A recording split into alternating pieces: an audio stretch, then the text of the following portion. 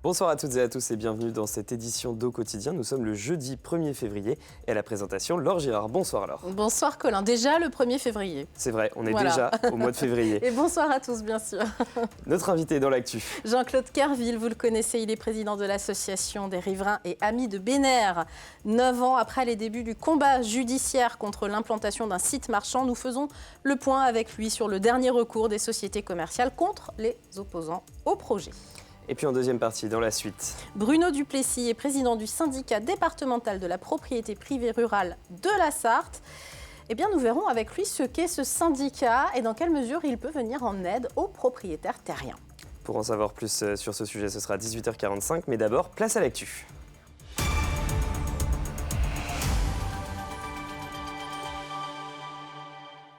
Et au sommaire de cette édition, un procès très attendu au tribunal du Mans. Celui d'un prêtre sartois qui comparait ce jeudi pour agression sexuelle.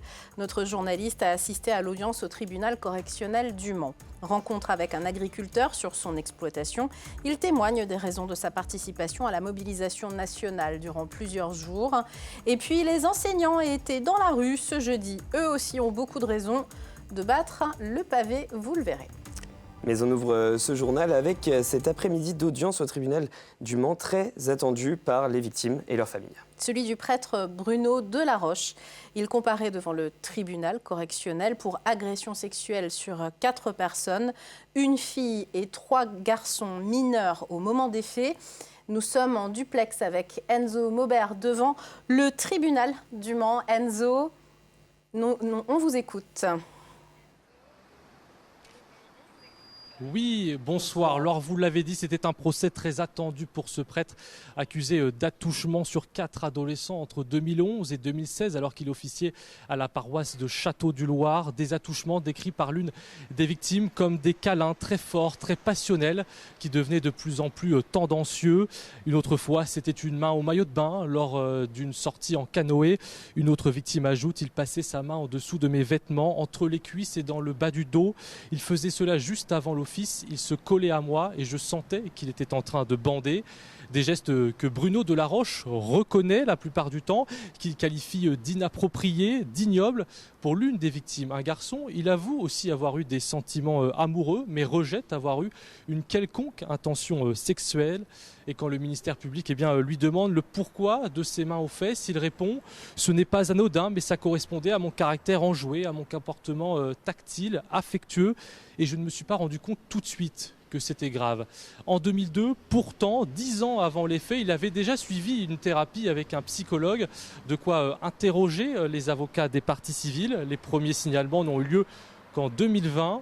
À l'heure où je vous parle, le procès est encore en cours. Les réquisitions n'ont pas eu lieu.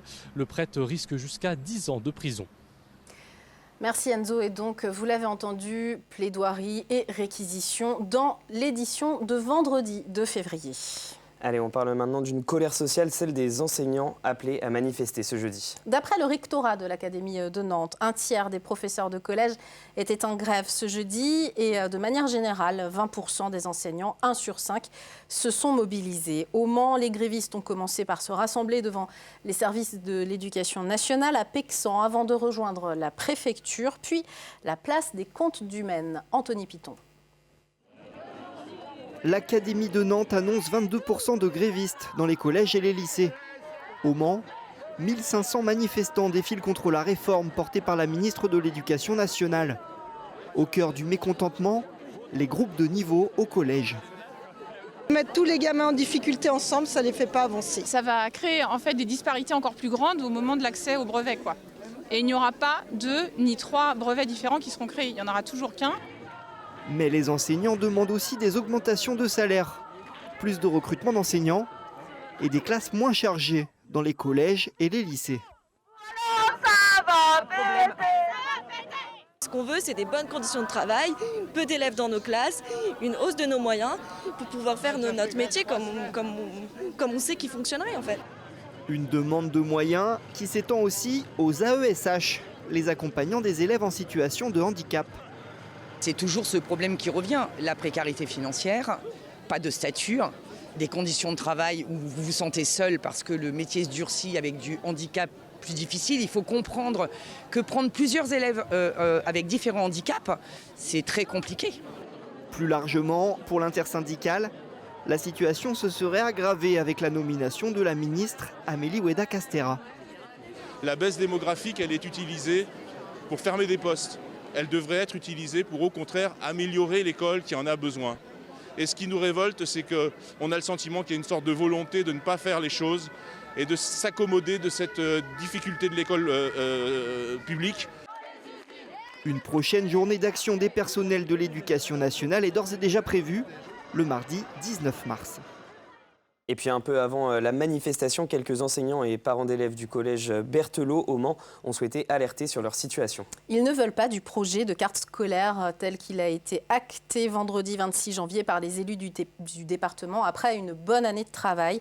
Il s'agit d'une nouvelle sectorisation pour 11 des 14 collèges du Mans. Concrètement, pour le collège Berthelot, dès la rentrée 2024, les élèves entrant en 6e, domiciliés dans le quartier délimité par l'avenue Bollé, la rue Chanzy et la rue de l'Arsenal, devront être scolarisés au collège Roger-Vercel au lieu du collège Berthelot.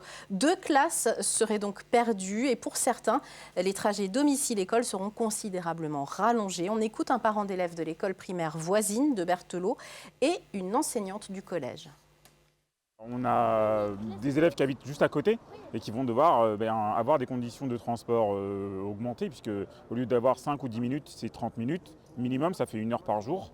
Et puis comme l'a rappelé la déléguée des professeurs, on a aussi la mixité sociale qui va fortement diminuer aussi à Berthelot à cause de cette nouvelle carte scolaire. Au niveau des conditions pour les élèves, cette modification de la carte scolaire aussi risque d'entraîner une augmentation des effectifs dans les classes. Le collège Berthelot fait déjà partie des collèges chartois qui ont les effectifs les plus élevés, avec en moyenne 27 élèves par classe, quand la moyenne départementale est à 23 par classe. Et Anthony Trifot, élu du conseil départemental en charge du dossier, a accepté de répondre à nos questions sur le sujet dans une prochaine édition. On reste dans les mouvements sociaux. Le blocage des autoroutes est levé en Sarthe. La FDSEA nous l'a confirmé ce jeudi après-midi suite à la prise de parole du gouvernement. Après 4 jours consécutifs de mobilisation, les agriculteurs se sont fait entendre. Ils devaient parfois jongler entre leur travail et les manifestations, parfois au détriment de leur repos. Colin Ancel a recueilli le témoignage d'un agriculteur sartois chez lui. Jusque tard dans la nuit, il cuisine aux abords du péage. Dès 7h à la ferme, il gère son élevage.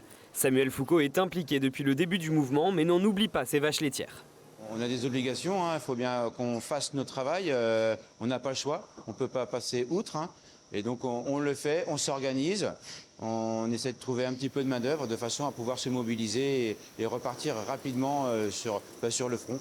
J'ai ma femme et Alexandre, mon apprenti, qui font tout aussi pour que je puisse me libérer pour aller manifester. Ce mouvement inédit et d'envergure engendre aussi beaucoup de fatigue chez ces agriculteurs.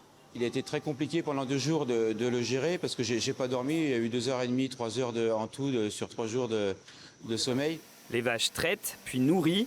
Dès que possible, Samuel Foucault repart sur les routes pour relayer et appuyer ses confrères. Là maintenant que j'ai terminé mon travail et que ma femme poursuit, donc là, en fin de compte, je reviens sur la base. On se sent bien avec ses collègues. On passe à peu près 80% du temps sur le lieu de manifestation. Là-bas, les manifestants se sont aménagés un espace de convivialité, un endroit pour se réchauffer, se restaurer. En revanche, dormir sur place est compliqué à cause des bruits de klaxons. La fatigue s'accumule. On fait des petites pauses d'1 heure, on dort 1 heure dans la voiture comme ça et on repart et il faut faire le travail entre deux. Oui. C'est pas très simple, mais bon. Quand on est motivé, on arrive et on se concerte entre nous et ça nous redonne l'énergie pour continuer. Oui. Continuer jusqu'aux annonces du gouvernement de ce midi qui prennent de bonnes orientations selon la FDSEA de la Sarthe. Dans le département, les péages bloqués sont en train d'être libérés et nettoyés. Mais les agriculteurs ne s'interdisent pas de remettre en place ces blocus en cas d'avancée insatisfaisante. Allez, maintenant, alors, il est l'heure de passer à notre invité, Jean-Claude Kerville, président de l'association Les Riverains et les Amis de Bénère. Merci d'être avec nous, Jean-Claude Kerville. Alors, petit rappel, après avoir été déboutés de leurs assignations pour recours abusif le 5 novembre 2019 par le tribunal de grande instance du Mans. Les sociétés SAS Direction Distribution et SNC Bénerman avaient fait appel de la décision le 19 décembre 2019. L'audience a eu lieu mardi à Angers. Comment ça s'est passé, Jean-Claude Kerville, tout simplement? L'audience, ça se passe très bien. Ce sont les avocats qui prennent la parole. Nous, on assiste, on est très tranquille, on ne perturbe pas. Une juge introduit fait un rapport introductif. Et ensuite, la parole est donnée à l'avocat de Claude Hervé, qui essaye de démontrer qu'on a fait une faute, que nos recours sont abusifs, qu'on a une volonté de nuire, qu'on est contre la liberté d'entreprendre et la liberté de se défendre. De toute façon, le projet a été abandonné par le porteur de projet lui-même, vous venez de le citer, Claude Hervé. Pourquoi, à votre avis?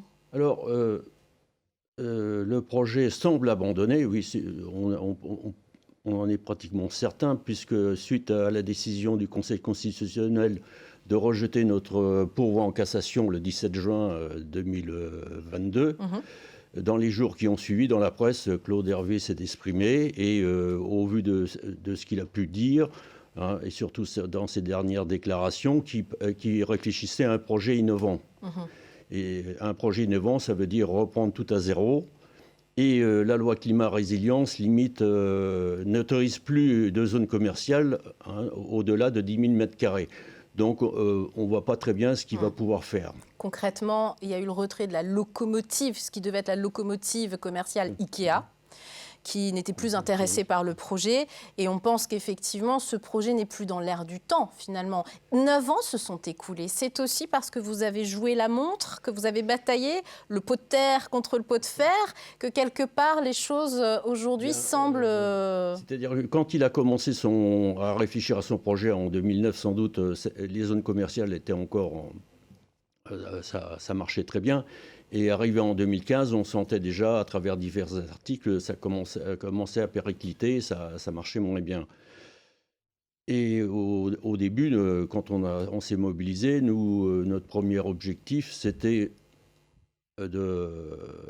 d'alerter la population sur l'aberration de ce projet. Petit à petit, on s'est rendu compte que peut-être on pouvait aller contre ce projet. C'est ce qu'on a réussi à faire. Enfin, on a engagé des recours, on a créé une association pour rester en justice. Et on espérait bien, malgré tout, obtenir gain de cause, surtout contre l'arrêté préfectoral loi sur l'eau. Puisque le principal inconvénient, c'était les eaux pluviales qui se déversent dans l'Huisne en amont de l'usine des eaux qui alimente le Mans Métropole. Une question personnelle, Jean-Claude Kerville. Vous vous attendiez à 9 ans de procédure, vous vous attendiez à un tel combat, et est-ce qu'aujourd'hui vous avez l'impression de voir le bout de ce feuilleton judiciaire?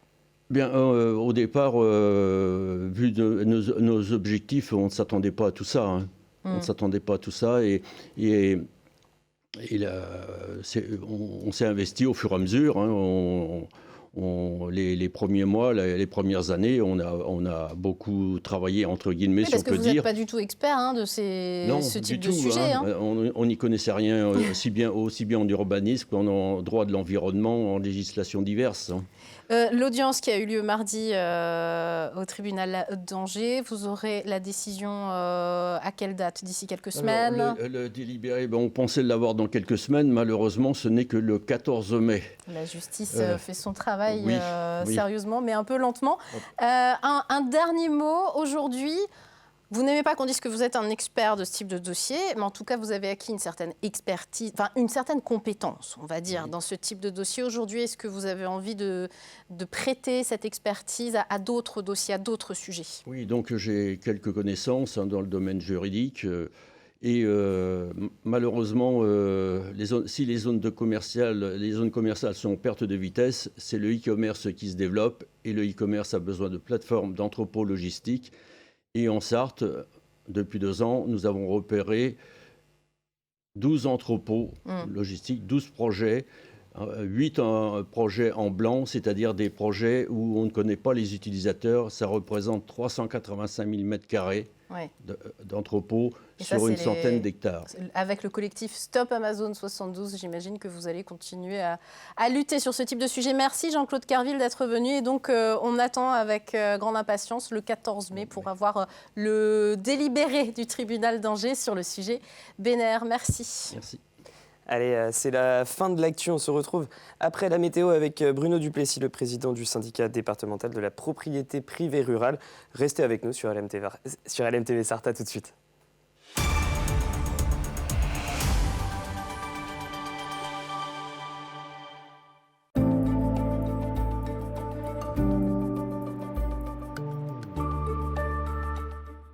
Bonsoir messieurs, dames, ravi de vous retrouver pour ce nouveau bulletin météo. J'espère que vous avez passé une excellente journée en notre compagnie. Alors malheureusement pour votre soirée, un petit peu à l'image de cet après-midi, les nuages resteront assez nombreux sur une bonne partie du territoire. Côté température, celles-ci évolueront entre 6 et 9 degrés, 6 degrés pour Laval ou encore à Mamers, 7 degrés pour Alençon, au Mans ou encore pour la Bazouge. Même chose du côté de Vendôme ou encore à Blois. Comptez 8 degrés du côté de Sablé-sur-Sarthe, 9 degrés pour la Flèche ou encore du côté d'Angers. Pour la journée de vendredi en matinée, de nombreux bancs de brume et de brouillard. Grande prudence. Les amis, si vous devez prendre les routes, une visibilité qui risque d'être réduite, n'hésitez pas à réduire votre vitesse. Côté température, on ira du simple au double avec des valeurs comprises entre 3 et 6 degrés. 3 degrés à Blois pour la Flèche ou encore pour Angers. Même chose pour la Guise ou encore pour Laval. Comptez 4 degrés du côté de Sablé-sur-Sarthe et 6 degrés pour la Ferté-Bernard ou encore du côté de Saint-Calor. Pour la suite de votre journée, eh bien, ces bancs de brume et de brouillard, ils vont se dissiper, ils vont laisser place à de bons moments ensoleillés, accompagnés de temps en temps quand même de quelques nuages. Côté température, elles évolueront entre 9 et 11 degrés. On restera toujours au-dessus des normales de saison avec 10 degrés pour Alençon, pour Mamers ou encore au Mans, 11 degrés pour Saint-Calais, pour Blois ou encore pour la Flèche. Pour la journée de samedi, pour bien commencer ce nouveau week-end, vous le voyez, toujours un temps calme, sec et globalement lumineux avec des éclaircies. Les températures plutôt stationnaires. Par contre, pour la journée de dimanche, le ciel s'annonce un petit peu plus couvert. Bien évidemment, vous en doutez bien. Au vu de cette échéance, nous y reviendrons lors d'un prochain bulletin météo. Passez les amis une très bonne soirée.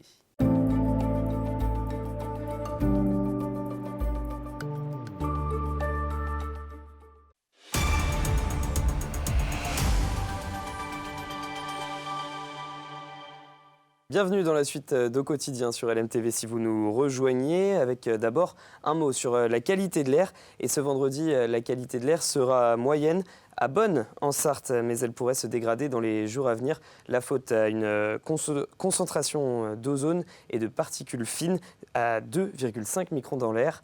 Voilà, alors je vous rejoins avec notre invité Bruno Duplessis. Merci Colin. Bruno Duplessis, bienvenue sur notre plateau. Vous êtes le président du syndicat départemental de la propriété privée rurale en Sarthe. Exactement. C'est bien dit. Bonjour Laure. Bonjour. Un mot sur ce syndicat que vous représentez. Quelle est sa raison d'être finalement ? En fin de compte, nous défendons les petits propriétaires et les gros propriétaires aussi. Nous avons les deux dans nos adhérents. Et donc, nous défendons uniquement les propriétaires. Donc, et on leur donne des conseils. On leur donne des conseils en un mot. Vous héritez d'une ferme de vos parents. Vous n'êtes pas du tout dans le milieu agricole. Et il arrive un jour où il faut renouveler le bail du fermier, où il y a un problème ou un autre avec le fermier. Donc, vous venez vers nous. Et nous, on vous donne les conseils. On vous donne des conseils. Après, on vous dit, il faut aller voir un avocat pour ça. Il faut aller voir à la Chambre d'agriculture pour ça, il faut aller voir, etc. Donc nous, on est chargé de renseigner les gens. Et vous travaillez avec les instances comme la Chambre d'agriculture, la SAFER, tout ce qui concerne Natura 2000, les labellisations, tout ça, vous êtes finalement des experts de tous ces sujets en fait. Eh bien, on a des représentants, effectivement, pour donner l'avis des propriétaires. Et c'est vrai qu'en ce moment, on a quelquefois un peu tendance à trouver que les propriétaires ne sont pas assez entendus. Vous les représentez. Donc on se plaint et je vais prochainement certainement rencontrer monsieur le préfet pour lui dire qu'il faut que les propriétaires soient un peu plus... on apporte notre eau au moulin. Vous avez parlé à l'instant, juste avant, des fermes. Ça veut dire que vous partagez un petit peu les mêmes préoccupations que les agriculteurs ? On est tout à fait solidaires avec les agriculteurs, on les soutient et on a les mêmes problèmes. On a les mêmes problèmes des normes inclusives, on a les mêmes problèmes parce que nos fermiers, si jamais ils ne gagnent pas leur vie, ils ne peuvent pas payer leur fermage. Et donc, je disais tout à l'heure, c'est qu'on est complémentaires. On est complémentaires parce que nous, aujourd'hui, comme vous pouvez le voir, Si vous regardez un peu les informations, acheter du matériel, ça vaut très cher. L'outil de production leur coûte très cher. Nous, on leur propose d'avoir le foncier en location au lieu d'investir pour le foncier. Donc c'est un atout important et on peut regretter un peu que la fiscalité ne soit pas forcément à notre avantage, puisqu'en fin de compte, on s'aperçoit que sur 100 ans, on a racheté le foncier qu'on avait à travers les droits de succession, à travers les taxes. Ouais, donc c'est pas forcément un cadeau quand on hérite c'est long d'amortir. Oui, si vous en voulez pas, vous venez me voir, on s'arrangera. Alors, sujet d'actualité, vous venez de parler du préfet. Il y a également les zones d'accélération des énergies renouvelables, les fameuses ZAER. Vous en pensez quoi, vous, au niveau du syndicat? Alors, ces zones d'accélération des économies renouvelables, en fin de compte, c'est un moyen du gouvernement, enfin de l'État, pour essayer de forcer les gens à avoir des éoliennes, de forcer les gens à avoir du photovoltaïque.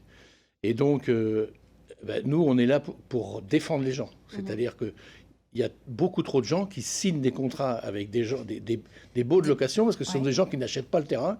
Parce que les promoteurs, vous voulez dire. Les dire. promoteurs ne sont pas intéressés d'être là le jour où il faudra démembrer l'éolienne. Donc ils ne proposent jamais d'acheter votre terrain, ils proposent de la location. D'accord. D'ordonnée, etc. Et donc, par exemple, vous avez la Suède aujourd'hui, qui était très éolienne et qui est en train d'en revenir et qui demande à la France de lui construire des centrales nucléaires. Donc, et donc là-dessus, votre but, c'est d'alerter les propriétaires. Oui, déjà, parce qu'en face de vous, vous avez des promoteurs, c'est des gens qui ne font que ça. Hein. Il y a plusieurs, il y a des indépendants, il y a aussi, comment ça s'appelle, Enedis Vert, Enedis Green, ça fait quand même mieux. Et donc, ce sont des gens qui ont des services... qui ont des services juridiques importants, donc ils font des baux qui ne sont pas forcément à l'avantage des gens. Mais vous n'êtes pas forcément pour ou contre les éoliennes, les énergies renouvelables en général. Ce n'est pas votre sujet, finalement. Notre syndicat, notre objectif, ce n'est pas de dire on est pour, on est contre. C'est de dire on défend tout le monde. On est là pour aider les gens, de ne pas se faire le pot de fer contre le pot de terre, quoi. Le pauvre, la personne qui va signer son contrat, et puis après dit, bah oui, je suis engagé... parce que quand on voit le problème des éoliennes, c'est qu'ils ont tendance à mettre de plus en plus de hauteur, donc ils mettent de plus en plus de béton dans la terre. Un autre exemple sur lesquels vous pouvez accompagner les propriétaires, c'est notamment dans le cas des LGV. Par exemple. Oui, on a participé, effectivement, dans le cas des LGV, on avait un représentant à la commission des expropriés, au syndicat des expropriés. Oui, on a un Hubert Guillet qui siégeait là-bas. Donc, si vous avez un sujet, quel qu'il soit, que vous êtes propriétaire, et donc propriétaire terrien, parce que c'est ça votre premier sujet, eh bien, il existe ce syndicat qu'on ne connaît pas forcément, je rappelle, syndicat départemental de la propriété privée rurale de la Sarthe, que vous présidez, Bruno Duplessis, et il y a un site internet, vous voyez, sdppr72.fr, pour toutes les explications et pour connaître les modalités d'inscription, tout simplement. Tout à fait. 400 adhérents aujourd'hui en Sarthe. À peu près, oui. À peu près. Merci. Bonne soirée. Merci beaucoup. Merci à vous. On parle des invités de demain. Donc ce vendredi dans Au Quotidien, nous recevrons Guillaume Laurent, le directeur du centre hospitalier du Mans. Et puis en seconde partie, Naïs Venanzi du refuge SPA d'Ivray-l'Évêque. Il y a encore trop d'abandon cette année, Laure. Absolument. On fera le bilan, le point là-dessus. Exactement. Qu'est-ce qu'on regarde ce soir, Laure? Culturel, évidemment, présenté par Chloé Bergerat avec l'excellente écrivaine sartoise Nathalie Prince. Elle va nous parler justement du Petit Prince et de son auteur qui est Antoine de Saint-Exupéry. Évidemment, et qui a un lien avec la Sarthe en plus. Merci d'avoir passé ce moment avec nous. On se dit vendredi 18h30 en direct, comme en tous les soirs. direct sur LMTV Sarthe. Bonne soirée. Bonne soirée.